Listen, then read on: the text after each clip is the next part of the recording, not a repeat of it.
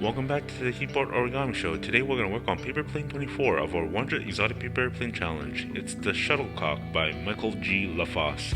This tutorial is presented to you by Wilson Lee. Here at Heap Art, we're trying to help you practice origami on a regular basis.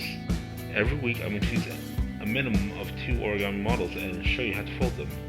One of them, like today, from our 100 Exotic Paper Airplane Challenge, and the other, an origami model that's never seen before on our channel. Today's video features an exotic paper airplane that has its name inspired by its visual similarity with a badminton birdie. It's the Shuttlecock, designed by Michael G. LaFosse. Enjoy!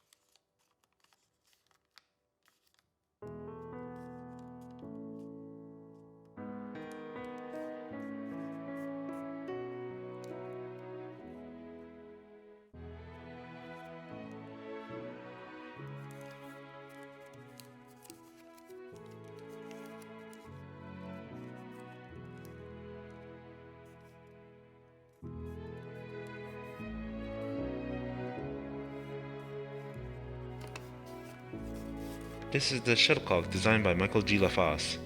If possible, please help me out by subscribing and sharing my video with your friends.